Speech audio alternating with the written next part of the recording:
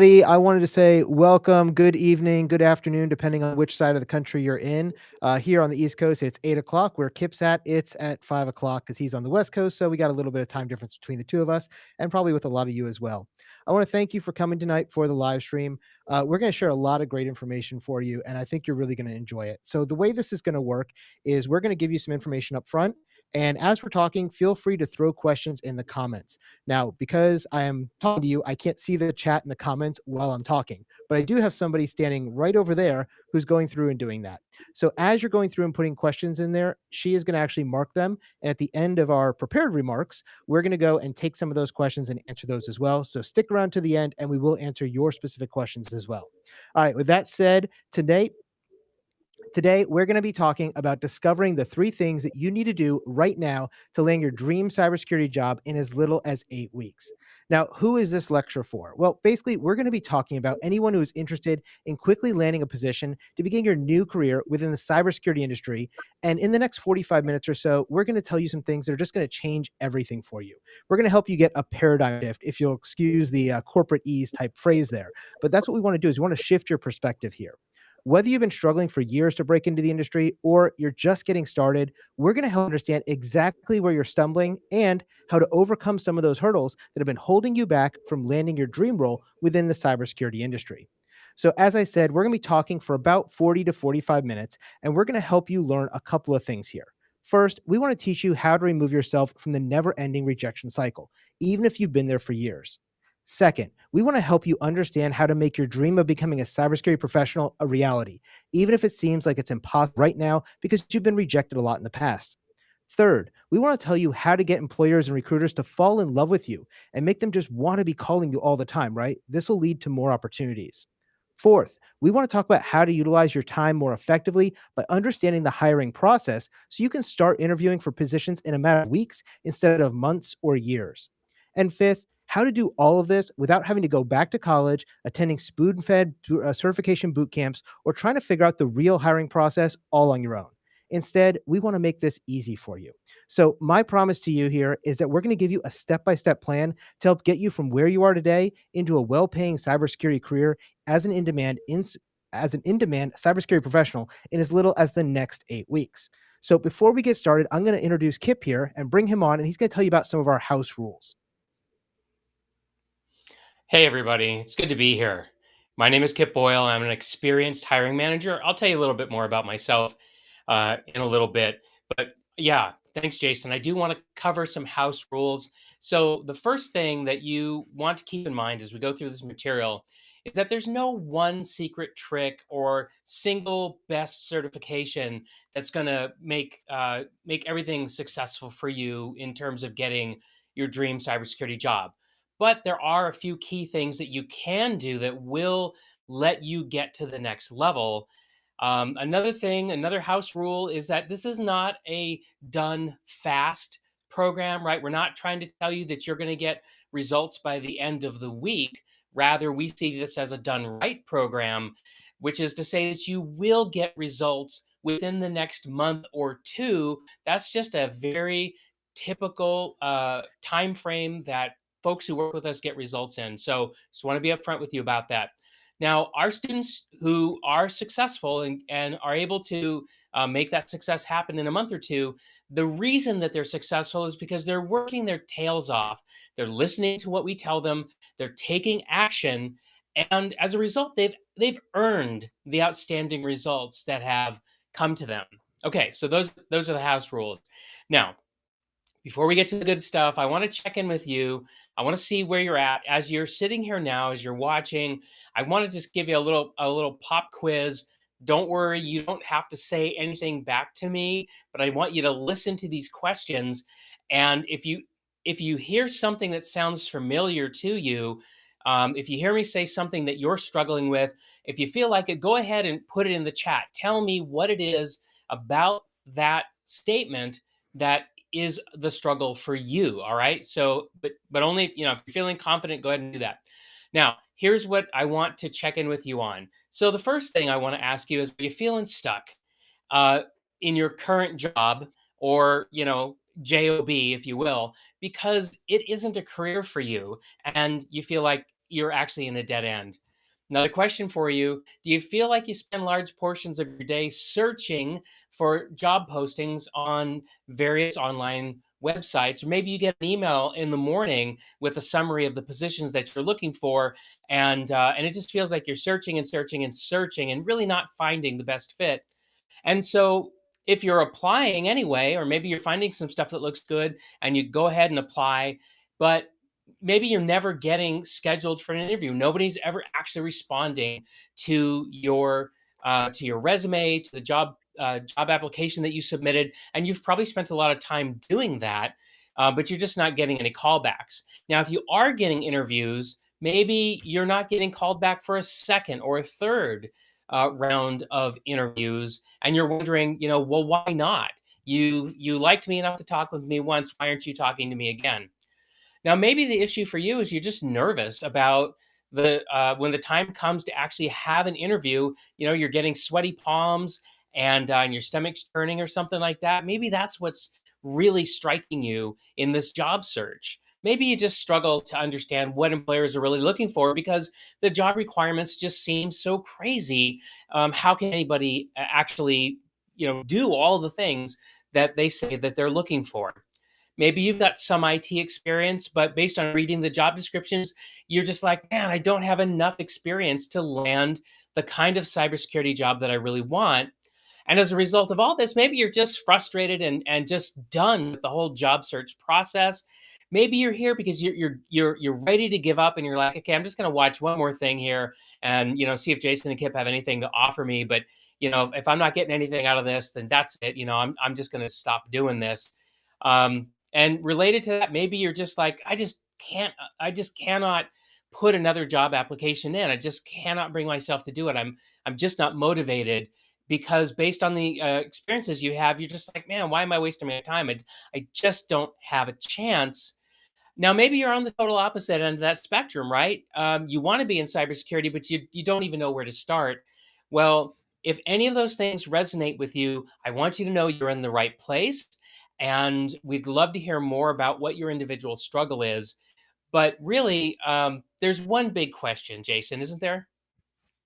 Yeah, I think the real big question here is, do you feel like you just aren't going to be good enough to get hired as a cybersecurity professional? And a lot of people feel this way, whether it's because of experience, whether it's past experience of being rejected by employers, or whatever it is. So if any of those things that Kip just listed sound like you, well, I've got some good news for you. None of those things are really the problem here. They're honestly not. These things are just symptoms of the problem. The real problem is that you haven't made what I like to call the shift. Now, we're going to talk a little bit more about the shift as we go through this lesson. And so I'm going to pass it back over to Kip here, real quick. Right. So, um, this is what I want you to know about the shift. We'll talk about what the shift is, but listen, once you make the shift, you're going to feel very different and you're going to see things differently and you're going to have a very different experience with your job search. All right. When you make the shift, you're going to be a skilled and confident professional who is working in the cybersecurity industry or maybe actively interviewing for some awesome new role that you've always wanted. When you make the shift, you're going to leave this endless cycle of searching for jobs, applying for jobs, waiting and waiting for employers to call you back. They're ghosting you maybe, and you just wait and you just never know when to give up, but you're going to leave all that behind you. You get motivated to continue to learn, to grow, and to advance in your cybersecurity knowledge. This shift is going to make you credible and visible as a cybersecurity professional within the community as well as to potential employers. They're going to think you're irresistible, to be honest with you. They're going to just want to have you on their team. And when you get there, you're going to love your new role in the industry and you're going to see the energy that comes from continually adapting to new challenges and solving those new challenges as they come at you. And one of the coolest things about life after the shift is you're going to be able to work from anywhere in the world in an industry that's rapidly expanding. And why is it rapidly expanding? Because there is a huge global demand for your skill set. Yeah, that's really true. I mean, now before we go too much further, many of you probably know who I am because you're on the Dion Training YouTube channel. But let me take about 30 seconds and introduce myself and Kip to you, just so you know who you're listening to. So, my name is Jason Dion, and I've been working in the cybersecurity industry for over 20 years at various different levels, from the help desk to cybersecurity analyst roles to penetration testing positions and leadership positions. And I've gone everywhere, including as a director of security and network operations for one of a very large NOSCs out in the world, as well as an information systems officer for large organizations all over the globe. Now, more recently, I've become one of the top cybersecurity instructors in the world, helping over 300,000 plus students and counting pass their certification exams and land their dream careers. Hey everybody, my name is Kip Boyle, as I said. Now, I'm a veteran hiring manager, which means I've hired a lot of people, but I'm also prior military, okay? But I haven't been in the military for a long time. But listen, I've served for many years on the other side of the table from where you're at right now during the hiring process. So I understand what employers are looking for when it comes to hiring somebody to fill an empty cybersecurity position that they have, a funded, ready to go cybersecurity position. And they're looking for the right person. Now, I've held positions as the director of enterprise network security. I've also operated as a chief information security officer for many different organizations. I'm a virtual chief information security officer right now. And my customers include large organizations as well as fast growing fintechs and advertising technology companies. So I'm serving a lot of different organizations right now. And over the years, I've personally interviewed hundreds of job applicants, and I've hired dozens of successful cybersecurity candidates into positions on my teams. Now, together, Jason and I are specializing in helping you transition into a full time career as an in demand cybersecurity professional to help you close the overall cybersecurity skills gaps that's going on in the world right now. Now, a moment ago, we talked about this shift that we want you to take and what it's like to experience the job market before that shift and what it's like to experience it afterwards. Now, I want to take a moment and tell you about how I discovered these shifts. There's actually five of them, and we want to share them with you in this program. So, as I said, I've been doing this stuff for a long time. And over the years, I've seen a lot of people come and go. I've worked one on one with a ton of students. And as I was doing that, I discovered that there are some common things that occurred within successful job candidates versus the ones who continuously got passed over for opportunities. This difference emerged. Now, I've worked with people across Fortune 500 companies as well as small and medium sized businesses. And I've worked with people who wanted to be full time employees. I've worked with people who wanted to be just contractors getting a 1099. Now, I've also got tons of colleagues in the cybersecurity industry. I know many chief information security officers, and I've met thousands of cybersecurity professionals of all kinds. So, as I said, over time, I noticed that when it comes to landing a job, some folks seem to jump in and they became working professionals very quickly. But then I saw this other group of people who struggled, and sometimes they struggled for years before they got the opportunity to work as a cybersecurity professional. And, they could taste it and I could see they really wanted it, but it just wasn't clicking for them. Okay, so you may be thinking that the people who succeeded were probably the best qualified, had all the right certifications, college degrees, whatever. But no, that really wasn't the case. That was not the thing that set these two groups of people apart. All right. But what I did is I started looking at the cybersecurity professionals who were successful, the ones who were employed, who weren't just employed, but who were actually being recruited away from their current employers all the time. And I looked at what they did to get there and I compared it to what the people who were struggling, the wannabes, what they did. Okay. And over time, I realized there were five things that the career cybersecurity professionals were doing, and the other ones, they weren't doing those. Okay. So I took those five things and I started to help people who are struggling to get these five things incorporated into their job search process. And as they did that, guess what? I started to see things change for them. They had that shift that I talked with you about early on in our program, and they started to get approached by employers and recruiters. They were getting more interviews and callbacks than ever before, and ultimately, these five key shifts were getting them the permanent full time positions that they'd been dreaming about for a long time. So check it out. I've had students who are banging their heads against the wall for months trying to get their resume in front of the right people. And after applying these 5 key shifts, they were able to start getting callbacks within days or weeks. And I've had some students who get their new full time position within just a few months. And this has been happening even during the economic downturn, even during the global pandemic. And it's amazing to see people make these shifts. And it's incredible to watch what happens to them. Yeah. So the bottom line here is that there are really five key shifts that we're going to tell you about. I'm out of focus. Okay, that's fine. I can be out of focus. Let's see if that fixes the focus. Sorry about that. All right. How about now? All right. We're going to go anyway, whether I'm focused or not. I don't care. People can hear me, and that's what's important.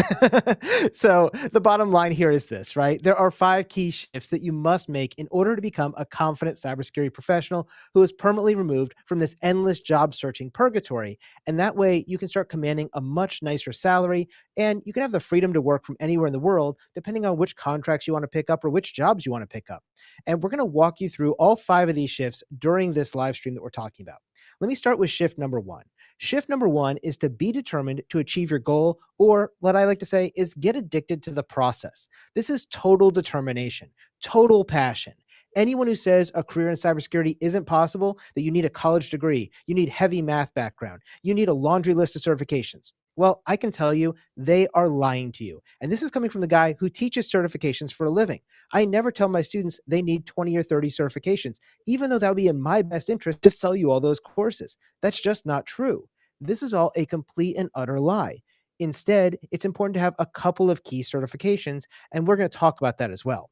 Now, it's easy to just throw in the towel when things get hard and when you're told no over and over again, because that first job, it is hard to get. I'm not going to tell you it's easy, but you have to get used to hearing no and overcoming it. People who are determined to reach their goals, they're going to put in the hard work that's necessary to succeed.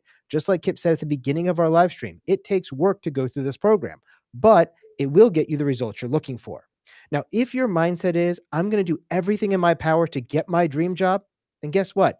You're much more likely to make that happen.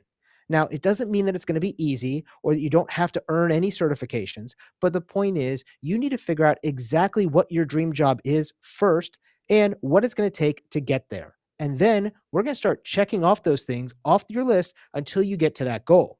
Now, this isn't about quality. Sorry, this is about quality. This is about quality. It's not about quantity, right? Like I said, you don't need 20 certifications. You need the right certifications. You need to make sure you have the right certifications and other tangible requirements that the employers out there are actually looking for. And if you identify your goal, you break it down into those action steps, and then you keep moving forward passionately, you're going to get there and reach your goal. And then you're going to create a new goal and you're going to keep going some more. And that's how you're going to keep progressing in your cybersecurity career. Remember, if you're passionate about a career in cybersecurity, the destination of landing that dream job is not your end goal, but it's the first step in all of your future goals for the rest of your life. Exactly. Okay, Jason, thanks for shift number one. Now I'm back to talk about shift number two. And the next shift you need to make is you need to ditch all those random videos and you need to ignore what non experts are saying about how to get your dream cybersecurity job because there's a lot of them out there. So just, reflect on this for a moment. Are you stuck in an endless cycle of searching, applying and getting nowhere? And at the same time, are you watching, random videos from people who claim to know what it takes to get the job that you're looking for? Maybe you're listening to what everyone on Reddit or Facebook is telling you, but maybe you're not checking to see who these people really are or what their credentials are. And a similar thing is when you're jumping from course to course, or you're getting certification after certification because you don't know the right progression and sequence that you actually have to follow to land this job that you want in the cybersecurity industry. I mean, you're just, if you're doing these things, you're just stabbing in the dark. You're just throwing darts at a dartboard. We don't want that for you. We don't want you to be wasting your time like that. Now, listen, the folks on Reddit and Facebook and these random videos, I'm sure that they're sincere in what they're trying to tell you. They probably are talking to you from a place of experience for what they experienced. And all of that has a time and a place. But listen, they're not a source of trusted professional advice for landing your dream cybersecurity job. Jason and I are hiring managers, And we know what hiring managers want because we are in that skin, and we have faced, the fear of I cannot find somebody for this chair. We've also experienced the joy of finding that person and getting them onto our team. We know what it's like. Our very careers have depended on it. But everybody else on social media who has an opinion about this, but have never really hired anybody, well, they get a lot of things wrong. And the problem is that you don't know what they're saying that is right and what they're saying that is wrong. So if you want to get hired in the least amount of time, you need a structure, you need a plan, and you need a mentor who can help you through the process, the right process, efficiently and effectively. And we've got a case study for you right now, so you'll see what I'm talking about. Yeah, so let me tell you about Casey. Casey is one of these guys that I used to work with a couple of years ago, and he had no cybersecurity background, but he did work as an intelligence analyst. And he worked for that doing 6 years in the military as an intelligence analyst. And he was trying to transition into the cybersecurity industry because he realized that as an intelligence analyst, there wasn't a whole lot of work in the commercial sector for an intelligence analyst. That's really something that's focused on the government and in military. So he started writing his resume and applying to every job he could find online, and he only got a few calls to come in for interviews. It wasn't really working for him. Now, Casey here didn't really have focus. He didn't even know where he really wanted to start beginning. He just knew he wanted to do something in the cybersecurity industry. So he went online, he found some advice on Reddit, and he started applying that advice. He rewrote his resume, and really nothing happened. Employers didn't really care, right? Because he wasn't hitting the places and hitting them at this point where they need to make a choice. So Casey had started getting to the point where he was almost going to give up. And he thought maybe he was going to go back to college, go ahead and spend, $100,000, get student loans, pay for college, and that way he would have all his problems solved, right? But he was wrong. And I knew that. Now, today, Casey works as a defense contractor in the cybersecurity industry, and he makes over $100,000 a year. And he gets job offers all the time from other potential employers. The thing is, he's no longer stuck in his search. He's not searching and applying and waiting anymore because Casey is now in demand. He's gotten that job. He's moved up the ladder, and he's realized that he needed to have a structured plan of attack and a mentor who could help ensure he was getting solid advice from, instead of somebody who was just online saying something on Reddit. Now, once he did that, he has actually been able to get to the point where he has gotten advice from people who actually hired people before. Just like Kip was saying, right? He talked to people who were hiring managers. In this case, he actually worked with me one on one. Now, these other people online, they are not ill meaning people. These random people on Reddit or YouTube, they are well intentioned, but a lot of times they are uninformed because they've never been a hiring manager. And so the shift here was really the key to Casey's success. It was his persistence. He kept trying over and over and over again. And then he got a mentor that was able to help him figure out what he needed to do next. And once he started putting those things into place, he was able to get his first job in the cybersecurity world. Exactly. Okay, so we've talked to you about shift number one and two. There's five altogether. Let's talk about shift number three. There's a secret weapon. We're going to tell you what it is right now, and it's what we call the three threes of hired. Now, here's the thing. The old way of getting a job looks kind of sort of like this. You go to college, you get a bachelor's degree, maybe a master's degree, and then you go off and you do a lot of certifications and you make some guesswork, or through guesswork, you try to figure out what's important to know. You talk to a bunch of people and you get a bunch of different ideas. You combine that with what you're interested in, and then you go off and you work on some projects or internships. You're going on social media, you're on Reddit, you're on Facebook, you're watching these random YouTube videos about how to get a job that other people are telling you this is what I did and this is what I did. And then you're applying to jobs all over the internet, right? You've got monster.com, you've got all these different places. You've got Indeed, and maybe you've even signed up for an email that just kind of floods into your inbox every day, and you're looking over that list. Okay, this is the traditional path, all right, and it's the one most people tend to take because they just don't know any other way. They look around, and this is what other people are doing, and so they figure, well, if everybody else is doing it, this is probably the way that I should do it, and I just have to keep doing it, even though I don't really understand what it's all about. Now, the problem is that this method really doesn't work for you. And for the people that it does work for, they must, I can tell you they're doing other things. They're not just doing what I just said, okay? They have other things that are going on. They're making these shifts like I'm talking about. Now, but for some reason it's not working for you, right? This traditional approach. And we know this because you're still applying for jobs and trying to find a way to get your foot in the door. We don't want that for you. We don't want that traditional path, right? What we want is for you to learn a new way, and that's this third shift. We want you to start thinking like a hiring manager thinks, right? When you can get into the hiring manager's head, now you can start figuring out, what does this person really want? All right? Now, another thing you have to realize too, within this shift, right, is that when you're applying for a job, don't feel entitled. Okay, don't have this idea that somebody owes you an interview because you have the right degrees or the right certifications or you did the right internships.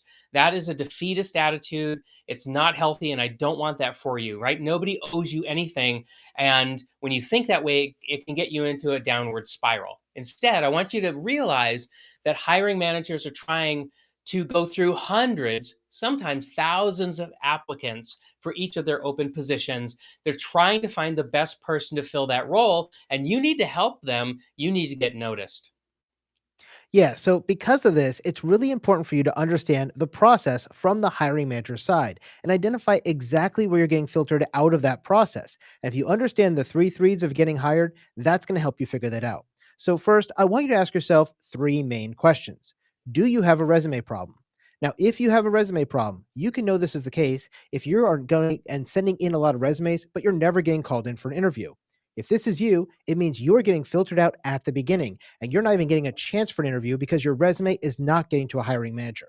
This means you need to learn how to write your resume that's going to capture the attention of a hiring manager and help get you out of that big rejection pile and into the for consideration pile. Notice I didn't say the hired pile, I just said the for consideration pile because this means you make it into step two.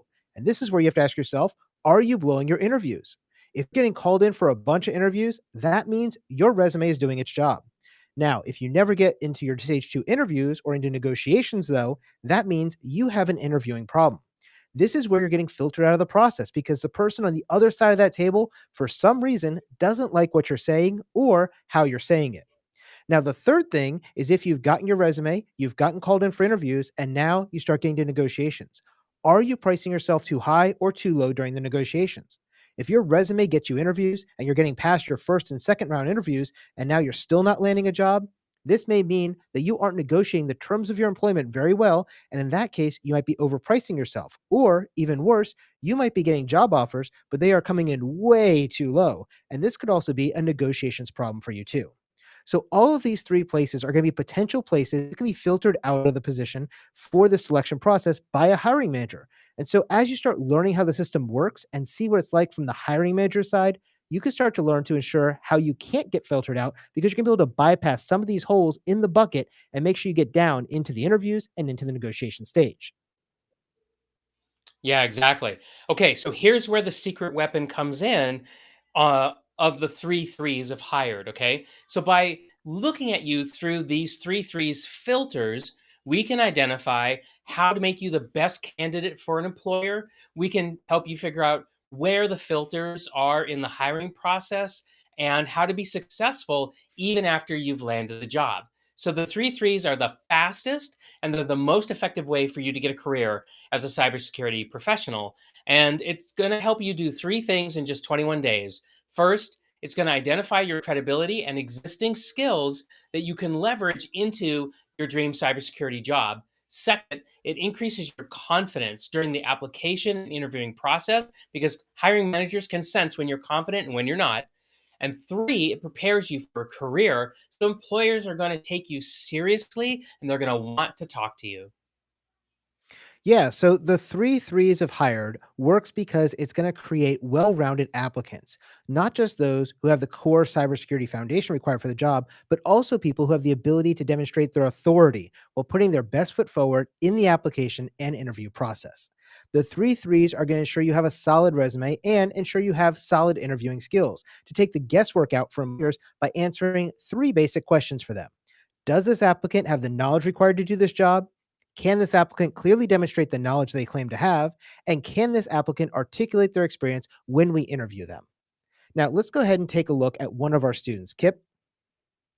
Yeah. So here's another case study that I want to share with you. Okay. So Jason and I ran the first iteration of our Hired in 21 Days program back in June of 2021. Now, we did that with a small group of candidates.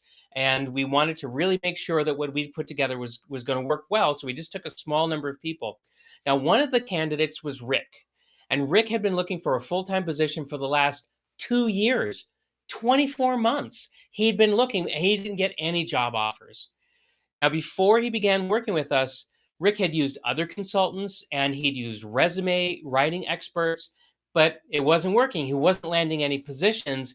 Now, he was getting some interviews, but he wasn't culminating in a job offer that he could then negotiate and accept. Now, each time that he'd start the job application process and he'd get a call in or something like that, he'd get his hopes up. He'd get an interview, but then he'd become absolutely and utterly discouraged when the same companies that expressed even a small amount of interest completely ghosted him and never followed up with an offer. And listen, he had the skills and he had the experience. We saw that when we started working with him, but nobody would give him a full time opportunity. And so he was in this perpetual loop. He was on this hamster wheel. He's like, I'm never going to get out of this. He was so frustrated. And then he found out about us and he joined our program. And here's the thing, he spent 21 days in the program, typical approach, one day or one lesson a day for 21 days. And what he did is he learned how to think like a hiring manager does. And with that new insight and with the secrets that we taught him, because we trained him how to think like a hiring manager, he was able to identify where and how he was getting filtered out of the hiring process. Then Rick implemented the three threes of hired, and within a month, 1 month of finishing the hiring program, he landed a six-figure cybersecurity analyst position for more money than he expected, and he did it at a Fortune 500 company. Couldn't be Yeah, happier it's for him. awesome. I talk to Rick all the time. Him and I still communicate, and he is loving his new position. It is like changed his world. So yeah, so far we told you that you need to be determined to achieve your goal of becoming a cybersecurity professional. That was trick one, right? We talked about the first one, and then we talked about how you need to ditch the other online advice that you get from places like Reddit or YouTube or Facebook that's not getting you the results you want because you've tried that and it hasn't worked yet. And we also talked about the fact that you need to use the three threes of hired to identify your weaknesses and overcome the filtering that's occurred during this hiring process. So, with all of this combined, you will have paved the way to a position in the cybersecurity industry. Now, let's talk about our fourth shift. This is leveraging your time, which ties the first three shifts together really nicely. Now, there is no shortcut for gaining experience. I know before we started today, I had a poll up, and the number one thing that people are saying they're having issues with is experience. Experience takes practice, it takes hard work, and most importantly, it takes time. One of the biggest things that people forget is that a hiring manager is looking for somebody who has experience, certifications, and degrees. And guess what? As a hiring manager, I want them in that order. Experience is paramount to your success. And you can actually gain experience faster than you may think if you approach things in the right way and you start leveraging your time. Often, the most direct path to a cybersecurity job is actually going to be a parallel one. I like to call this the two step. Now, if you've never worked in IT before, you probably are going to have a hard time landing your first IT job, let alone your first cybersecurity analyst job or something like that. But you can leverage your existing time and experience by taking a two step into a cybersecurity role. All the while, you're maintaining full time employment, so you don't have to work your way up from the bottom as an unpaid intern or starting at the help desk for $8 an hour. Let's talk about Sarah. Kip. Yeah, here's another case study. And I love the fact that we have so many case studies to share with you because I think case studies really make this come alive and really help you understand what's possible. So I want to tell you about Sarah, who wanted to become a cybersecurity analyst. Now, Sarah had worked for 5 years as an accountant, and she was doing that in a large organization. Now, she had a degree in accounting, but what she told us was she really didn't love the work. There was a lot of things about it she didn't like. What she loved was computers, and she wanted to move into IT and cybersecurity, and particularly she wanted to be a network penetration tester. Really, she thought this was out of reach, and one of the reasons she thought so was because she was already making a good salary as an accountant.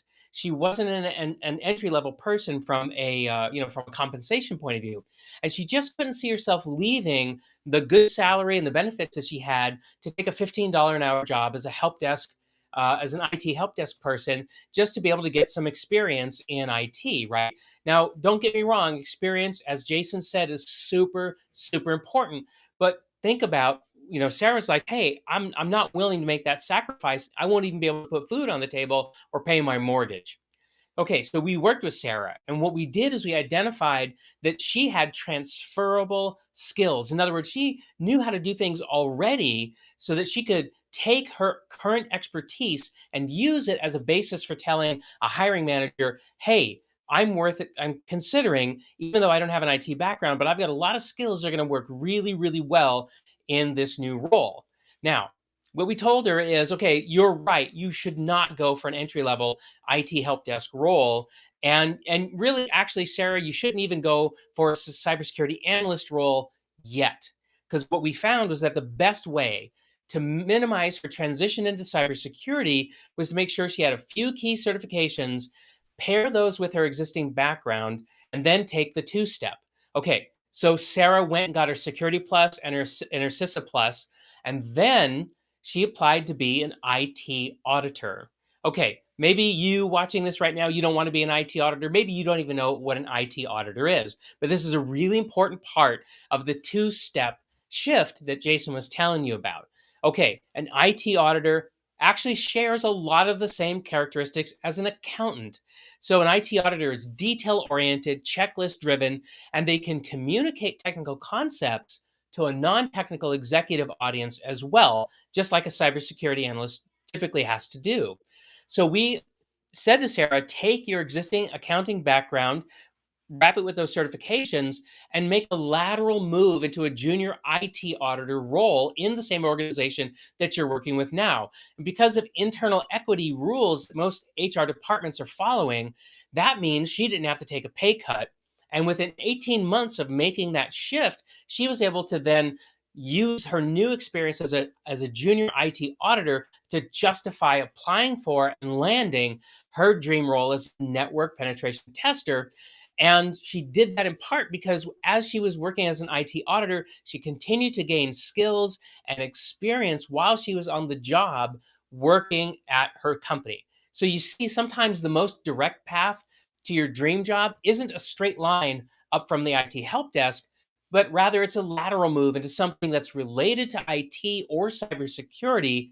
And then that job can be a jumping off point to the full cybersecurity position that you really want. And you can do that in less time and for more pay than if you started from the bottom.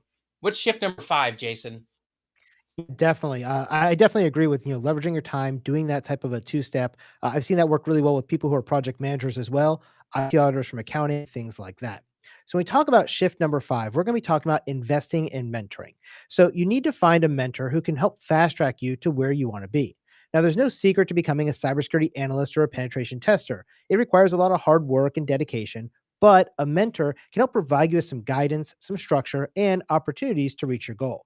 Now, mentoring brings two things for you. It brings new ideas and accountability. Now, you have a lot of new ideas right now that probably be there if you hadn't made time to listen to us talk today for the last 30 minutes or so. Cybersecurity professionals are earning about $70,000 per year or more as a starting salary. And after 2 to 3 years, you're looking at usually a six-figure salary because we're in such a high demand field. And it keeps climbing up from there. Best of all, though, the work is recession proof, it's pandemic proof, and it's future proof, as we've seen over the last 2 years. In fact, as the pandemic hit, more people moved online, which meant we needed more cybersecurity folks. And so this kind of stuff has been snowballing on us. Now, as more and more of our organizations continue to perform their digital transformations, there is an ever growing demand for new cybersecurity professionals. In fact, there is a negative unemployment rate for cybersecurity professionals here in the United States.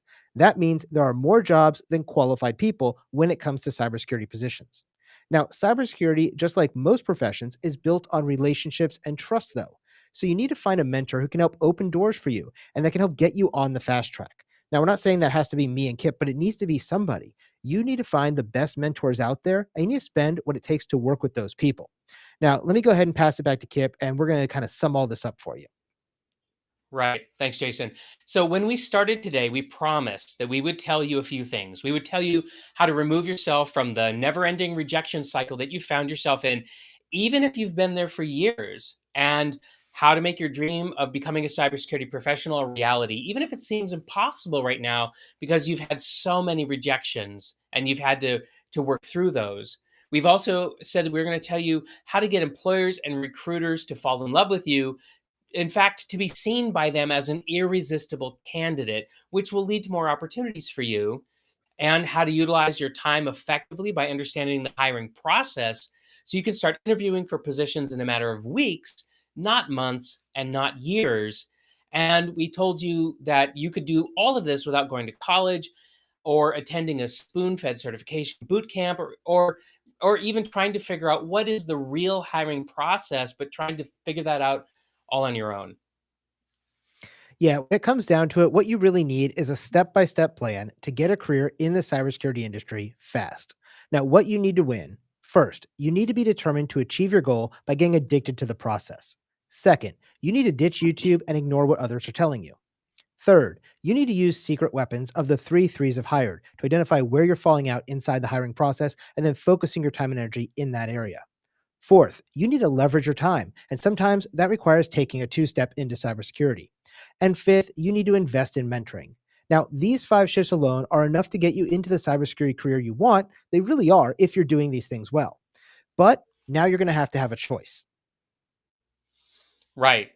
Okay, listen, you can take the information that we've given to you, the five key shifts, and you can forget about it if you want, if you don't think there's anything to it, right? So you can continue to work in your job, continue to feel like you're not good enough and that you're never going to finish the projects that you start.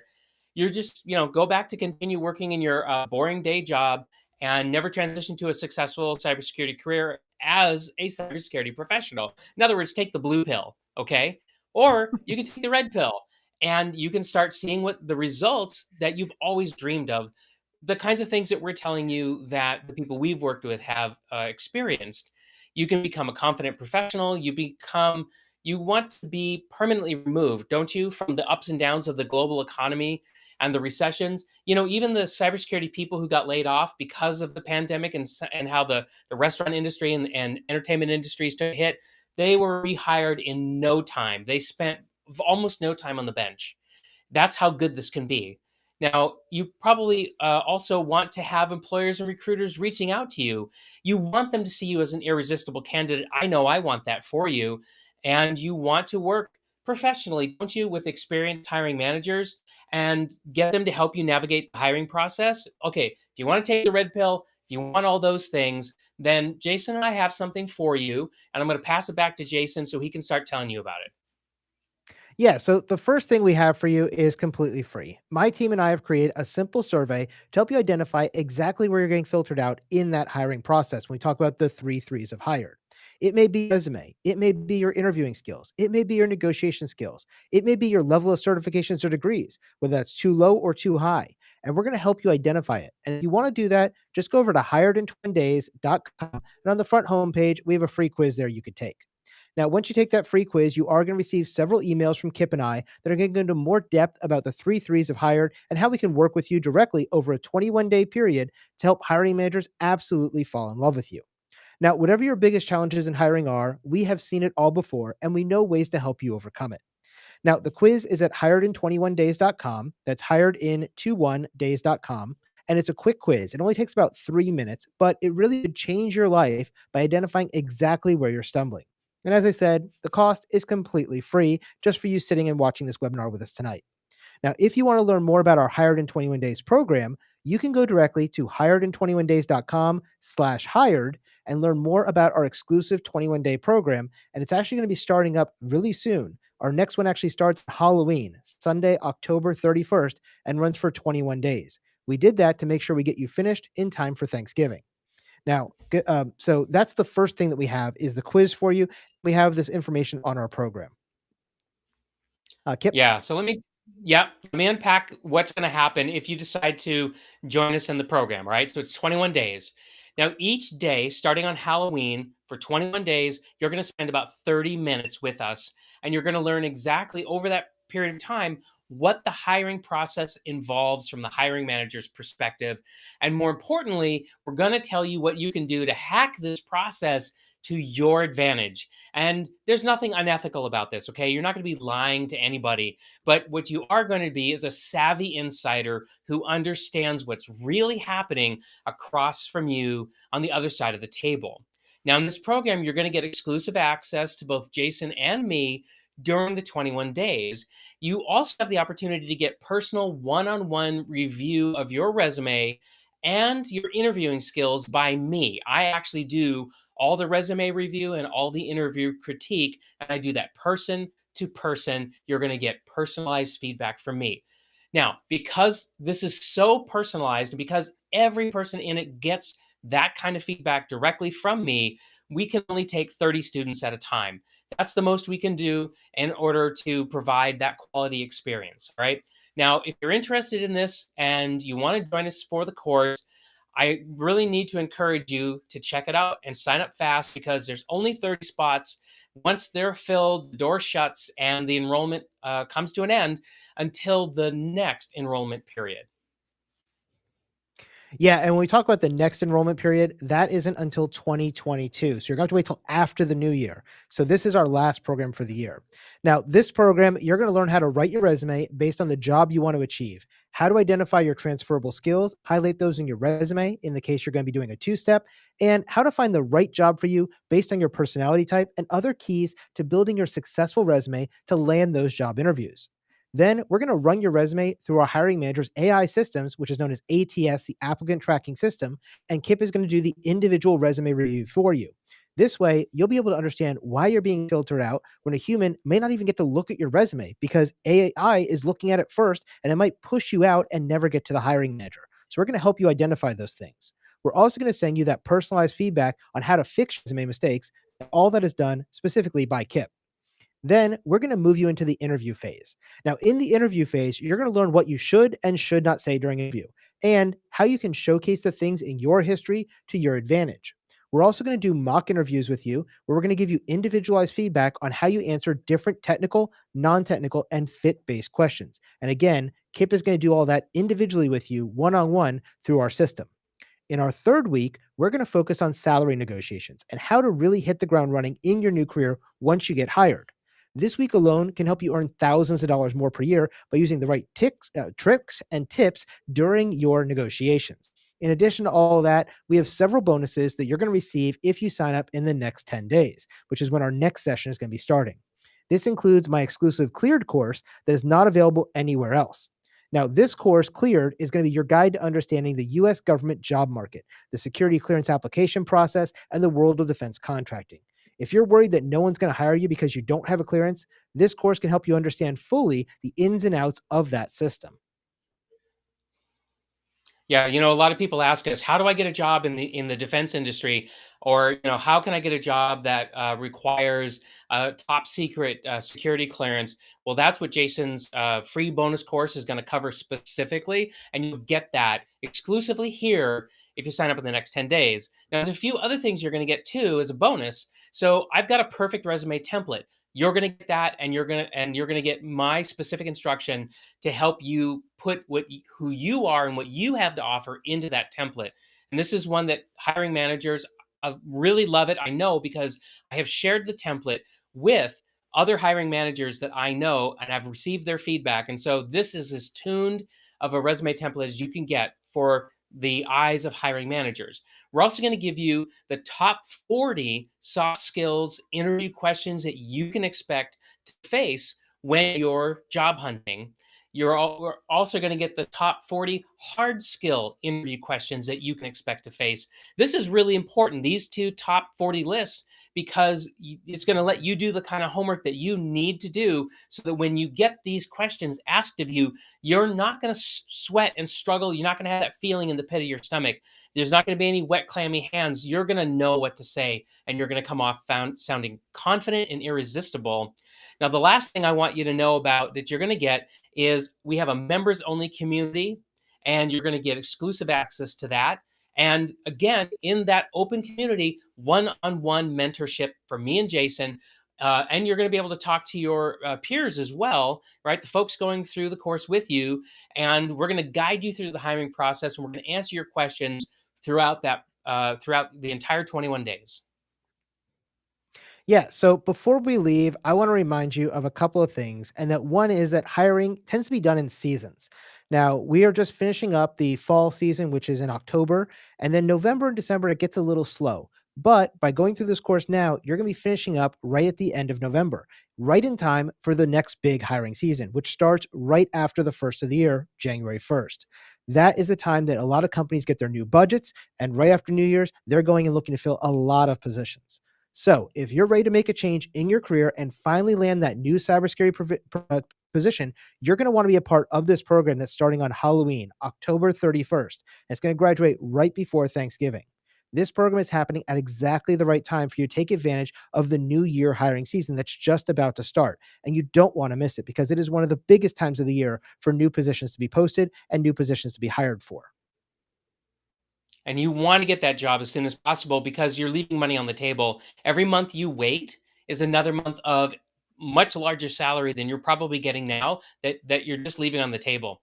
Okay, so we've told you about the program, and by this point you're probably saying, "Okay, Kip, sounds amazing, great. How much is this going to cost to join the program?" All right, so I want to tell you. Now listen, we got the pandemic going on, and we are also in the first 6 months of offering this course. We have special pricing this year in 2021. We want to help as many people as possible get into their new positions.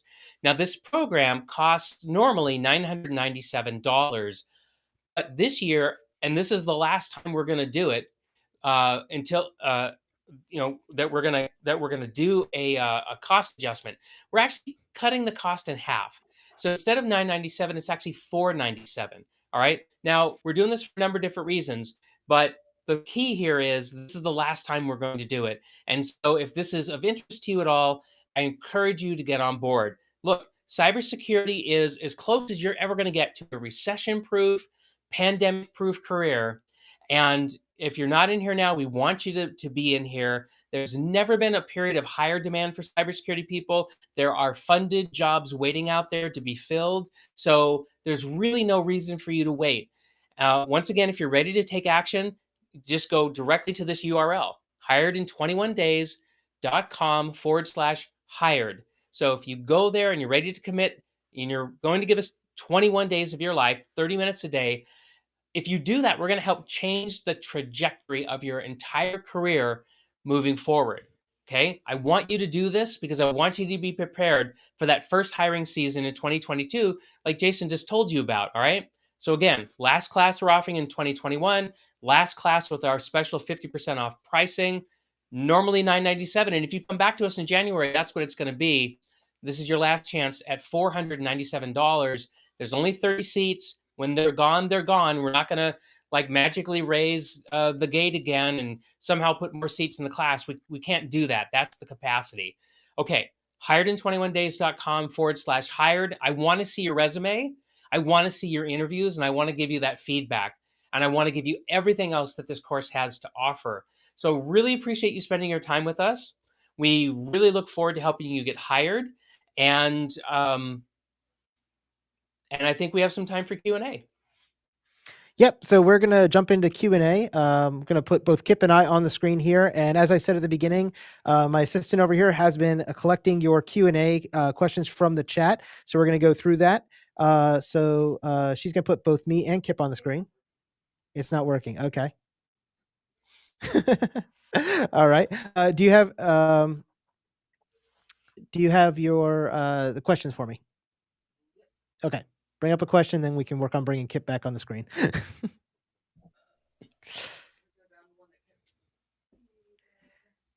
She says there's one question that kept getting repeated, so she's going to throw it up here on the screen. Okay.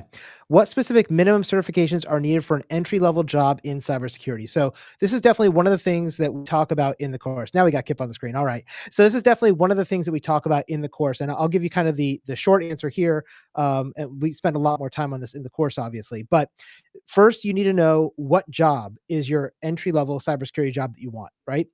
Because every company has different requirements and every location has different requirements. So if you're sitting in the United States, for instance, I can tell you that the baseline that most employers are looking for is A plus, network plus, security plus. If you have those three, that is considered a minimally qualified candidate that will start getting looked at. If you happen to be in other places in the world, that does change. So one of the things, that Kip and I forgot to say at the beginning is He's located in the West Coast of America. I'm on the East Coast of America. We've worked with students in the US, Canada. I've worked with some students in the UK as well. But the markets that we're really know about the hiring process in depth is the US and Canada. So the advice we're going to give you in this course is really focused on that, because depending on where you live in the world, it really does matter. And so if you're in India, for instance, we're probably not the right guys to help you. But you need to find somebody in India who can help you through that process. Not saying that's Ray's concern, but I just know I have a very international audience for my certifications. This program is much more designed for US and Canada. So as far as when it comes to the certifications, A plus, Net plus, Security plus are the three you want to have at the beginning. A plus shows you know hardware and software. Network plus, you know the basics of networking, which is what all cybersecurity is built on. And Security plus, which is what is going to show that you know the basics of security, the CIA triad, and how to do risk management. And if you have those three, that's going to be a good start. Now, the second part to that question, that wasn't your question, but is probably more important, is that no certification is going to unlock a job for you. Okay. It's just not going to happen that way. There is no one certification that when you get it, automatically people just start throwing up the doors, go, great, you have no experience, but you have a certification. I'm going to hire you right now. I saw somebody in the chat earlier said, I'm going to take my money and go get OSCP and they'll throw jobs at me. Not necessarily. There are some companies that will only hire people who are OSCP, and you may get somebody to take a chance on you for that. But if you have zero experience and an OSCP, it's still going to be very hard for you to get a job. So I'm not saying that so you'll buy my program. I'm just telling you that as a fact of life. I'm the guy who sells certifications for a living. I will never tell you, get this certification, it guarantees you a job, because it's just not true. Kip, what do you think about that as a hiring manager? There's no doubt about it. There is no single certification that's going to make me say, this person's the one. I want them on my team because they've got that particular certification. That's just not the way it works. And we even said it earlier in our program. We said, look, hiring managers want experience first. All right. Now, experience is built on certifications. So not always, right? I know plenty of experienced people who never got certifications, but that's a handicap for them also, because certifications are a huge part of how you get through the gatekeeping that goes on in the human resources department. A lot of people are like, that's not fair. That shouldn't be that way. Okay, but it is in most cases. And so you have a choice. You can either, deal with it as, as it is. I mean, the world is what it is. Or, you can just focus on finding HR departments that don't screen based on certifications. I don't think there are that many. But the Yep. point is that you have to have those three foundational certifications that Jason talked about, and then you've got to build on that with experience. Yeah, and a lot of people don't know this, but my undergraduate degree is actually in human resources, oddly enough. And so I can tell you that from the human resources world, we have the hard job in the human resource side of things of taking thousands of applications and figuring out who are the 20 or 50 that I'm going to give to Kip, who's then going to have to go and set up interviews and do that process. If you don't have if the job tells you security plus required and you don't have security plus, guess what? It's never going to get to Kip, because it's going to get filtered out in the resume stage, because the AI says they said they wanted a security plus. This person didn't have it. Throw them away. Go on to the next person. Because I've got 1,000 other people to look at. And so whatever I can do to easily separate the wheat from the chaff, and say yes, no, that's why certifications are important, because it becomes that keyword filter and you have to have it to get through that. So what I always tell my students is a certification is your key to somebody looking at your resume, or it may be a key to an interview. It is definitely not a key to a job. That may not be what Ray was asking, but I think that's the important thing to put out there. Sorry. Next question. All right. The next question says, I don't have a security clearance yet. If you don't have a security clearance yet, that doesn't mean that this won't work for you. So I can tell you, I do a lot of stuff in the government, defense, military side. Most of the places that I have worked or work around do require security clearances. Now, Kip, on the other hand, hasn't worked in the military or around the military for 20 years. So every About that. job you've hired for hasn't required a security clearance, and you couldn't care less if they have a security clearance, right? That's So right. why don't you talk about that from the commercial side of it? Because I think that'll kind of open up the world. Because I know there is this kind of rumor that if you don't have a security clearance, you're not going to get in cybersecurity. Yeah, that's not true. So in the commercial side of the industry here in the US and Canada, there is no qualification required in terms of government security clearance. There's only one exception to that, and that is if you work for a defense contractor, which is a private company, and they have government contracts, and the people that they have to put on those contracts need to have security clearances, well, then, yeah, that's true. But hey, There are hundreds of thousands of jobs in private industry that do not require security clearances of any kind. And the biggest requirement I've ever seen on any of them is you might have to go through a criminal and credit background check in order to make sure that you're not a compromised individual. So that what they're looking for is somebody who's not going to become an insider threat, Yep. right? So there's a basic screening that sometimes goes on, and if you're going to work in the financial services industry, you might have to give fingerprints in order for them to do a more in-depth FBI based background check on you. But you know what? You can control that. If you don't feel comfortable submitting yourself to those processes, there's still hundreds of thousands of jobs where you don't have to do that. Yeah, and if you're going to go be a teacher, you got to go through that same background process. And it's not a security check, but it is a criminal background and a credit check background. If you're going to go be a banker, same thing. So it's not like it is specific to the cybersecurity industry.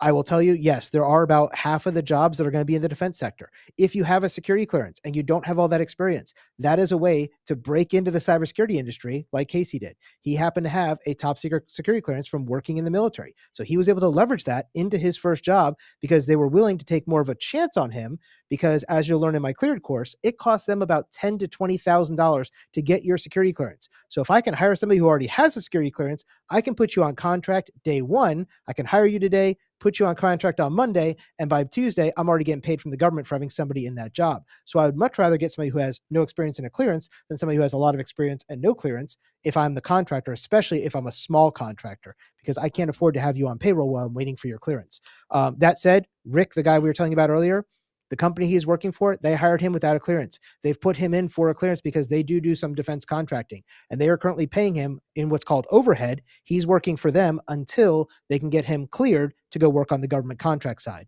So with a large enough company, his was a Fortune 500 company, they can afford to do that. If you're working for Dion's consulting group and I've got 20 people on payroll, I can't afford to have you on payroll, paying your salary, paying $20,000 to get this clearance done, and then waiting a year for it to come back. And so it is a matter of choosing the right company. And in my clear course, I do talk about some ways to help get that clearance, even if you don't already have one. Next question. All right. Wayne says, I have A plus, Network plus, Server plus, Security plus, CISA plus, CCNA, CCCA, CEH, and CAS. Kip's already shaking his head. And cannot find any entry level jobs. Yes. So one thing is you look too over certified for an entry level job. So that's going to be one thing. So this is a matter of how you tailor your resume, right? As a hiring manager, if I saw this and you applied for one of my entry level jobs, I would think one of two things. This guy's done nothing but go to school, or this person is really trying hard, right? It's one of the two things, but it can really bite you one way or the other, and you don't know.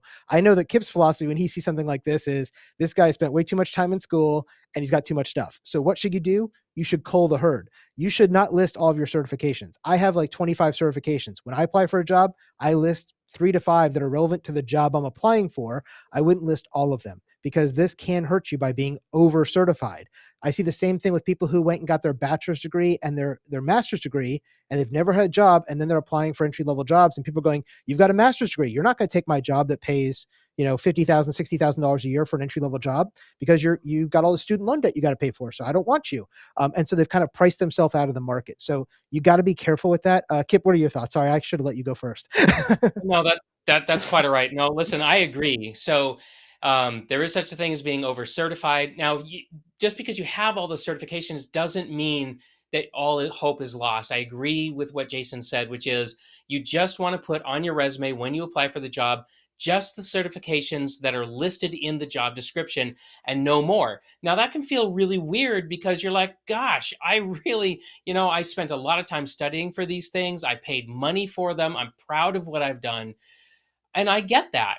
But this is one of the things that we are trying to share with you. And we certainly work a lot on this in our course, which is when you think that you have to put all the certifications you've earned on your resume, you're not thinking like a hiring manager. And that's a big issue. One of the problems I have with people who are over certified is I think to myself, these people cannot concentrate, they can't focus, right? They're all over the place doing all these things. What I need you to do is I need you to focus, and I need you to start building your experience, not getting more certifications.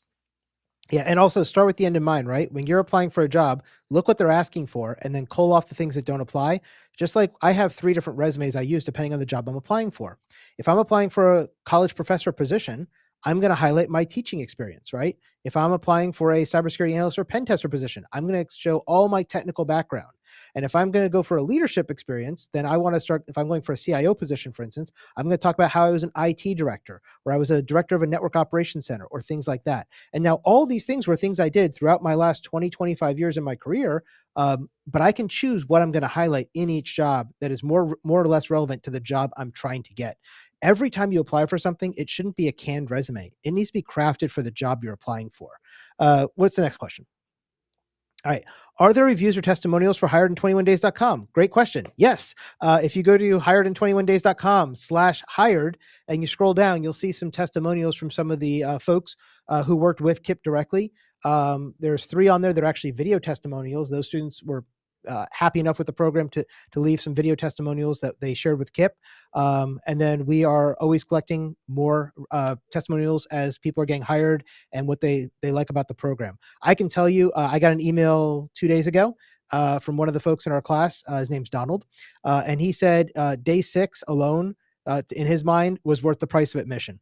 Um, he's been sending us emails every day of, wow, I learned this, I love that, I love this. My assistant is shaking her head because she gets all the emails that come into support first before they get to me and Kip. But yeah, so even though students who haven't finished the program yet, even within the first week or two, because that the October cohort right now is on day 10, I think we're on day 10 because we just did resume reviews. So they're already, very excited about what they've been learning. So it is, the things we teach are taught in a different way than what you're normally going to see. I know I saw somebody in the comments had said, hey, if you're in university, go talk to your career center. They have folks who will help you with your resumes. Yes, they do. You're absolutely right. Those people are not cybersecurity hiring managers. They've never hired for a cybersecurity position. The traditional path that colleges use works in accounting. It works in business. It works for lawyers. It doesn't work in cybersecurity. It's just a different world that we live in. And that's why we're telling you, even if you're not going to go with us, that's okay. Find somebody who has done hiring before in this world and talk to them, because it is a completely different animal. There's a reason that we have a huge cybersecurity skills gap, right? There are 3 million jobs that we can't find people for. Why is that? Because what they're teaching in college does not match up with what hiring managers are looking for. Let's talk about that for 1 second here as well, Kip, before we take another question. I know one of the questions I get all the time from students is, hey, I look at a job application or a posting. It says I need to have, I saw one the other day, 15 years of experience with this programming language. The language was 3 years old. It's just stupid, right? And that's what we see a lot. Can you speak to that a little bit? Yeah, absolutely. Look, hiring managers know what they need at the end of the day, but they're not always flawless in the way they go about advertising their jobs. All right. Now, hiring managers have to work with their HR internal recruiters, and hiring managers have to figure out a way to post jobs following their organization's standard process for job postings. And sometimes there's clashes in there. Sometimes the hiring manager hands over a job description, but then the HR people take it and they change it. And so you end up with wacky things that are actually getting posted onto the internet. So here's the thing that you need to know. You can't change any of that, right? But here's the thing you need to know about it. A job posting is a wish list. Even in the parts of the job description where they say, here are the requirements and they're non negotiable. And then they have another section that says, here's the stuff we'd like to have. Listen to me, all that stuff is negotiable. Perhaps there's one or two things that are not.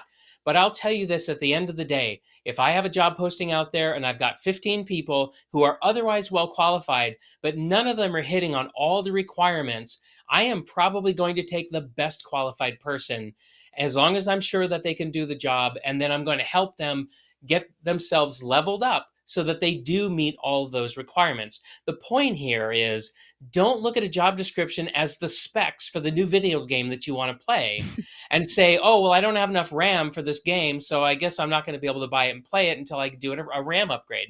That is not how job descriptions work at all. Yeah, when it comes to a job description, right, it's something for the system to use as a filtering mechanism against your resume. And if you can get it in your resume into the hands of the hiring manager, then the hiring manager has a lot of discretion on who they can hire and who they want to hire. This is why soft skills are really important. And we actually talk about this in the course as well, because soft skills are one of those things they don't usually teach you in school. They don't tell you that it's important. I know the lie has always been, oh, if you get this certification and this degree and you have 5 years of experience, you'll always have a job. Well, I can tell you there's a lot of people that I would never hire, no matter how much experience they have, because they're jerks and I don't want to work with jerks, right? So these are the things you have to think about as well. It is a complete package, and the hiring manager is looking at who is the best fit for their organization based on your skill set and how you're going to fit into the team. I can tell you one of the Yeah, last positions I hired for, we had 3 people we narrowed it down to. All three met all the technical requirements. They were all very, very good, but only one of them was going to be a good fit for my organization. And so that's the one person who got the job. The other two got thrown away, even though they may have been more technically qualified than the one I actually hired. yeah, and I'll just say when I'm evaluating candidates, I'm looking at like 60% fit, 40% hard skills.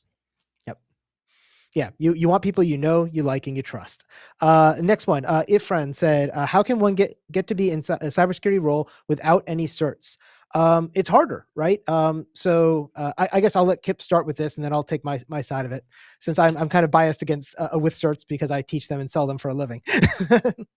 Yeah. So listen, here's the thing. If you don't have any certifications, that's not the end of the road for you. But there is one way that you're really going to have to put a ton of time and energy into. We talk about this in the course, which is you've got to find a way to get your resume directly into the hands of the hiring manager. That is the surefire way to absolutely go around the human resources gatekeeping function where the lack of certifications are going to be a real problem for you. So you've got to get really good at figuring out who is the hiring manager and get that resume into their hands. It's not as hard as you might think. We talk about this in the course. It takes some social media skills. You've got to do some sleuthing. You've got to be able to write cold emails or cold direct messages, and you've got to have some patience. And sometimes you have to work through other people, but it can absolutely be done. We talk about how to do it, and I would say that's your best bet. Yeah, and the other thing is, we talked about shift number 5, right? Which was invest in a good mentor, right? If you have a mentor, and I'm not talking about a mentor like me or Kip in this case, I'm talking about like somebody you actually meet with once a month who's guiding you in your career. They're 1 or 2 steps ahead of where you are, right? So if you want to be a pen tester, go find somebody who's a pen tester and they can help you figure out what are the right steps to hit. But they can also open doors for you, right? I've done this a lot of times with people that I know in the real world. I have buddies that are hiring managers and they call me up and say, "Hey, I'm looking for somebody who can fit this type of a thing. Do you know anybody?" And I've got, 300,000 students, right? I don't know all of them personally, but there are some students I do know personally. And even when I taught in the classroom in college, I knew students personally. And so I would be able to say, yes, I know this person, Rick or Sally or Jan or whoever, and I think they'd make a good fit for you. And I can take their resume and give it to that hiring manager. Now, does that mean they're going to get hired 100% of the time? No. But guess what? They got past the resume stage. Now they're in the interview stage already. They've jumped down a level because of that networking, because they knew me or they knew somebody else. And obviously, I'm one person. I can't be the mentor for 300,000 people. Neither can Kip. But that's why it's important to find somebody locally in your area as well. So keep that in mind. I see a question that keeps popping up in chat 3 or 4 times, so I'm going to answer it real quick. Um, is Network Plus, Security Plus, and CEH a good path to follow? Well, it depends. What is the job you're trying to get to, right? You didn't specify in your question. If you want to be a pen tester, it's a decent path to follow. It's going to build up your foundational knowledge. Is it going to get you a pen testing job? Probably not. Will it get you into an interview? Probably, because you're meeting some of those check marks. So again, it's going to be based on what job you're going for, and you're going to be tailoring your resume and your cert path based on that. And that's one of the things we help you with in the first couple of days of the course is figuring out what is your dream cybersecurity job, because a lot of people don't even know what it is when they meet with us. And I get this from students all the time. What cert do I need to get a job? Well, what job do you want, right? Do you want to be a pen tester? Do you want to be a red teamer? Do you want to be a blue teamer? That matters, right? Do you want to be an auditor? Do you want to be a security engineer? All those things matter. And based on that, it's going to determine which certifications you need. Also, going back to IFRAM, you said, which one do you need to not have to get a certification? I would turn that around and say, why not just get the certification? It's $300 for a test, take you a week or two to study, go get the certification. And then you don't have to go through that hard way and you're going to get through the resume filters. Now, all the other stuff is great too. Work on the networking, use a mentor. But honestly, if instead of the question of which job do I need that doesn't require a certification, I would say what certification do I need that's going to meet the most of those jobs? And I will tell you that's usually Security Plus in the US. That's kind of the baseline. And so if you have it, that's going to at least get you through the AI system to at least hopefully get you in front of somebody like Kip who can then say, yeah, you have enough experience or no, you don't. And then they push you off. Next question. How much time, and I apologize already for speaking way too fast. I know I speak fast. I just get really excited when I talk about this stuff. Kip is much more of a slow, methodical teacher, luckily for you guys. How much time is required to participate in Hired in 21 Days, especially if somebody's working full time? So the program is designed as a daily drip program. So what that means is that on the first day, which is Sunday, the 31st of October, you're going to get the first lesson. And we release them asynchronously, which means we release them at 6 a.m. Eastern time, and you could take it anytime you want during that day. And if you miss a day, you can go back and make it up the next day because it is a lot of the program is video-based lessons. We do that so that you don't have to meet us every night at 5 p.m. because we know people are working and some people work during the day, some people work during the night. So most of the course is video-based lessons. And then we have those individual touch points like the resume reviews, the interview reviews, and a live session on day 21 where we actually have an intimate session with our 30 students, and they're asked whatever questions they want after going through the program that they're still not clear on, that they want one-on-one guidance live in that manner. Plus, we also take questions throughout the course through email and everything else. The actual time commitment each day is roughly about 30 minutes. So it's not a huge time commitment. You can watch it anywhere you want on your smartphone, works just fine. So if you're on your lunch break for 30 minutes, pop in that lesson, start watching that while you're eating your hamburger for lunch, you're good to go. It's not a huge time commitment, but by staying up with it each day, we're going to give you those actionable steps and build towards the first week. We're building towards building your perfect resume. Then you're going to actually get 4 different jobs we're going to give you to apply for. You'll pick one that is the job most like with the one that you want for your dream job, and you're going to apply for it. So there's a senior cybersecurity analyst. There is a IT auditor position. There's a governance risk position. I think there's a junior analyst position. So we've got like 4 different positions. You're going to write your resume towards one of those. You're going to submit it, and then Kip's going to give you in a couple days back individualized feedback through a video going through your resume saying, this is good, this should be changed, this is where you're getting filtered out, and help you out. The interviews similarly done the next Saturday with feedback coming the next couple of days. And then the final Saturday, the 21st day, is that one-on-one, one-to-many. It's all of our students together with Kip and I answering whatever questions you have and talking a little bit more about negotiation. So hopefully that answers your question. I didn't even let Kip talk on that one, but that's okay. He's like, I'll just stand there. Next question, You did great. Tim. They typically just want a bachelor's degree, certs, and experience straight out of college, and then they offer you peanuts for salary, ridiculous, and they say IT is a booming field. Where? Kip, go ahead. I'm gonna throw that one on you. I know this is like the common conversation right now in social media about cybersecurity jobs. And the truth is that there are some companies out there who are doing an awful job of hiring. There are some hiring managers either because they are cheap or because they have their hands tied in a certain way by their employers. These things are happening. And I can also tell you that there are a good percentage, I don't know what the percentage is, but there's a percentage of job postings that are out there simply because the company is trying to say that they are, that they're doing the right thing, that they're trying to hire cybersecurity people. But the reality is that they're not trying to hire people. Now, nobody's going to admit to that, but I know from talking to other hiring managers that sometimes that happens. So clearly there's some inefficiencies and some silliness that's going on out there. But let me tell you this, there are plenty of great employers out there who are handling things in an ethical, responsible way. And those are the employers that you need to go and find. And it's unfortunate that we have to deal with this in the market the way that it is right now. But I just want to speak plainly to you, and I want to tell you, don't buy in 100% to the overall narrative that's going on right now in social media, because all that's going to do is encourage you to quit before you even try. And I don't want Yeah. that for you. Yeah, that's a great point. I think the other thing that's important is, you mentioned coming straight out of college, right? So let me put on my business owner and hiring manager hat for a moment here. I'm going to hire somebody who is straight out of college. That means they're book smart. Hopefully, they've passed at least the classes, but it tells me nothing about whether they can actually do the job. So I'm taking a big risk because I'm pulling in somebody who necessarily has not ever done this in the real world. You may have worked in a lab in college, and you've gotten a couple of certifications, which again is good. It tells me you have a minimum baseline of knowledge. But now I'm taking a chance on you. As a small business owner, I'm probably going to pay you a lot less because I can't afford to take a huge risk and pay you $100,000 if I don't think you're going to bring me $100,000 worth of value, right?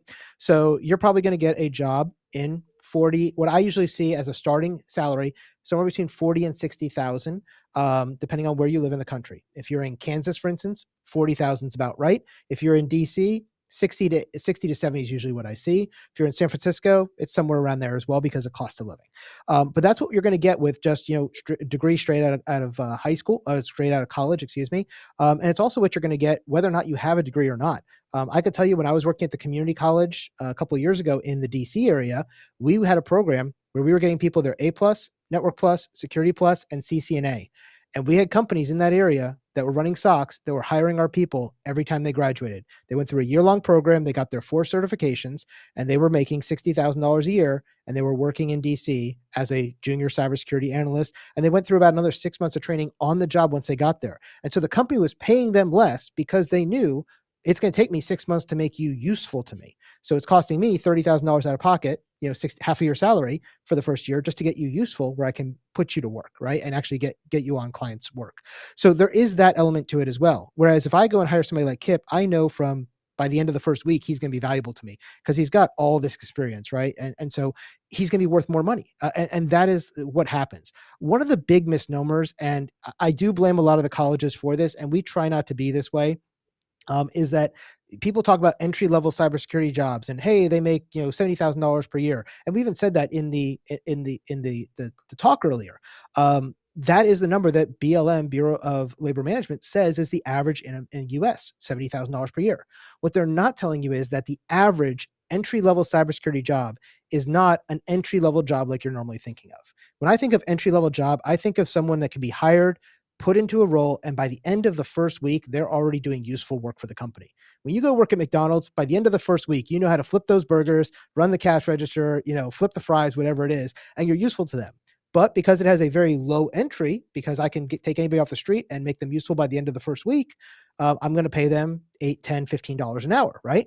Um, Cybersecurity doesn't have a lot of those type of jobs, right? And so normally we see the traditional path to cybersecurity is you're in the help desk for a year or two.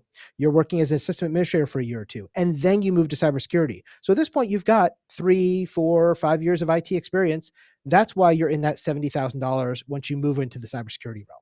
So that is something that's important to consider as well, right? Now, there's some ways around that. And that's what we're talking about with leveraging your time and doing the 2-step and things like that. But you have to keep that in mind that when we talk about an entry level cybersecurity job, it's really not entry level. It's like saying you're an entry level doctor, right? You had to go through 8 years of school to become a doctor. Now you're an entry level doctor. So there is some of that goes on in the industry. And I think that you see that in the jobs and the salary that's being offered. Uh, Sorry, I went off on a tangent again. um, do I have a chance to get a job in cybersecurity in the US or Canada if I'm based overseas and I don't have a visa or a permanent residency green card? I don't have any experience with people coming in from overseas in my world because, as I said, my world has always been tied to government, military contracts and things of that nature. So it requires security clearance. So only U.S. citizens were allowed, not even Canadians. So I'll let Kip answer that if he has any thoughts on that. Yeah, so there's a couple of things that I've seen happen for people in your situation. One is that a lot of companies in the United States and Canada are outsourcing to foreign countries, and so there's demand for skilled cybersecurity people who can work in the country that they're already in, but do that work for a buying organization that's in the United States and Canada. Now, through that type of experience, you then could have the opportunity to get noticed and possibly recruited to move to the United States and continue to do your work with your employer. So that's one thing that I often see. Another thing that I see is American employers that want specifically to hire a foreign national through the H-1B visa process, and there's some other visa programs through the United States government that can bring a foreign national into the United States and provide them with a work opportunity. So that's available as well. Now, the hitch there is you've got to find an employer in the United States who knows about you and feels that you're well qualified for the position and that they are willing to sponsor you through the federal government. Now, that sponsorship takes a tremendous amount of money and time and effort. So there's not a lot of companies that do this, but there are some, and they are willing to put in the effort in order to make those positions open to you.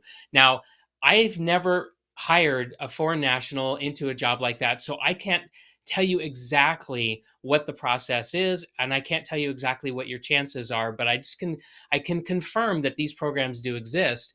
I can also tell you in the last few years, the previous presidential administration has curtailed the number of foreign workers that they are allowing to enter the United States as compared to the quotas that they had in the past. So the opportunity through those programs has diminished. And I don't know if they're going to loosen up and if more people are going to be allowed to come in the future. But I would say if you can get a cybersecurity job in the country that you currently reside in, and then look for an opportunity to work for an outsourcer that serves American or Canadian customers, then I think that's going to set you up really well to be able to figure out what's it going to take to make the move that you want to make. Yeah, and most of what Kip just said is US based, right? Canada is a little bit more friendly when it comes to immigration policies than the US, so you may have more of a luck there. And I know Europe, there's a lot of countries there that have a need for immigrants as well, so they're looking for more immigration as well. So that may be another area of opportunity, vice the US. The US in the last couple of years, especially under our last president, as Kip was saying, started having this very closed-minded, we're closing off, we don't want foreigners coming in, protectionist thing, and that's caused some issues in there. So keep that in mind as well. Let's see. What is the best position to get entry level job in red team or blue team? Yeah. So I will tell you, if you're looking at getting a job, whether entry level or not in the cybersecurity industry, blue team is where it's at. Everyone thinks red team is awesome and fun, and being a pen tester sounds cool, and we see all the movies about it and all that kind of stuff. But I will tell you the truth: the numbers don't lie. There are 4 blue team jobs for every 1 red team job. So if I'm trying to start a career, which one do I want to go for? I think I'm going for the 4, right? And the reason is it's harder to be a defender, right? If you're going to be, let's say I hired you to break into my house, right? If I did that, you are now the red teamer. You're trying to find the weaknesses in my house. I'm the blue teamer. I have to defend my house. I have to make sure every door is locked, every window is locked. I need to cover the fireplace to make sure nobody shimmies down the chimney like Santa Claus, right? You only have to find one place that I left it open. And so your job as a red teamer is a lot easier than my job as a blue teamer. Also, defense has a lot of requirements to it. Things like PCI DSS says what you must do. You have things like a lot of the government contracts. If you're a government employee or if you're working for the government, there's NIST standards you have to follow. There's all sorts of things out there on the blue team side that dictate what we have to do. And that is where we have to spend a lot of money on it. And then we have a couple of companies that come in and do the pen testing. There are jobs in pen testing, but there's just not nearly as many as there are for defense stuff. Kip, do you have any thoughts on that subject? Yeah, a lot of people don't know what the real opportunities are. They watch television, they watch Mr. Robot or something like that, and they think that all cybersecurity or the vast majority of it is network penetration testing, but it's not. I think Jason's absolutely right. It's at least a 4-to-1 ratio, if not more. And the other thing that I want to share with you is that if you want an entry level job, you want to search for the biggest employer you can find, because as Jason had said earlier, it's the bigger employers that have more resources and they're able to invest in training people up to become competent and skilled in the various cybersecurity roles. They're going to give you more training. as opposed to middle market companies or startup companies. You may want to work at a startup company, but really your best opportunities in the beginning is going to be with a much larger organization. And not everybody can do this, but I'll tell you point blank that the military is a fantastic place to go if you're qualified. If it suits you, you should seriously consider the military. They will take you off the street as long as you have the aptitude and you meet the other requirements, and they will train you up from zero into a cybersecurity professional. If not the military, then think And about you'll a get your defense top secret clearance contractor. out of it too. Yeah, Yep. yeah, or think about a defense contractor, or just another very large employer like Amazon, or Microsoft, or just think of the big names and start scouring their job boards. They're much more likely to take a person who doesn't have as much experience. And the other thing is, for people who we're talking about going to college first, that's a fine way to go. One of the things you want to look at if you're going to go for a cybersecurity degree or an IT degree is that college is associated with the NSA or the government through DHS. So what I mean by that is there's programs that if they are an accredited NSA or DHS provider, when you graduate, if you graduate with a certain grade, I think it's a 3.5 or above, you actually get a job offer from the government to come work for them. And you start out as a GS9, so you're not making millions of dollars here, but they will hire you in with no experience because you got your degree from an accredited school that was partnered with them. And I've seen that work for a lot of students as well. That's a good way to get in, get your clearance, get some experience, and then you can go to the broader cybersecurity world as well. Um, Sorry, Tamara, I think we're going to take one more, and then I know Kip's got to run because I've kept him too long. Is having a master's in cybersecurity really necessary? No. In fact, it can hurt you, especially as an entry-level person. Where does it become necessary? At certain organizations that value degrees, once you've been working there for a while to get to a certain pay band or a certain level, especially going into management. If you want to be a CIO one day, expect that you're going to have to go get an MBA or a master's of IT or a master's of cybersecurity or something at the master's level because most organizations want that. If you're trying to be, the director of the SOC, you may need it at that point. But to start out getting a master's degree is usually overkill, and it will usually hurt your chances for employment as opposed to helping you. Kip, your thoughts on that? Yeah, it's really simple. Don't go for a master's degree, go get experience. Take those 2 years that you would have spent in the classroom and go get experience. That is going to make you a much more attractive candidate to me. There's no contest. Yep. The last question I'm going to take, because it just caught my eye in chat and I liked it, so I'm going to pull it out. Aviv said, wouldn't an employer want somebody who knows how to break in to be a good defender? Yes and no. So you have to remember, these are two different skill sets.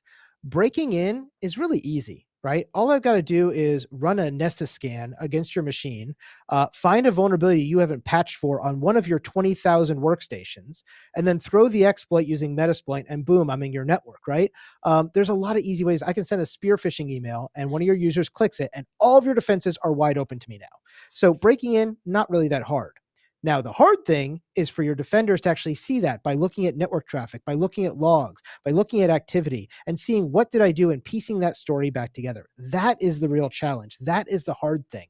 And that's why, again, there's 4 jobs in defense for every 1 attack. Is it good to know how to attack? Yeah. I love it when my people go through and they've taken a CEH, so they learn some attack, that they've gone through and, sorry, I got distracted, that they've gone through. Somebody asked for There we go. There's the link.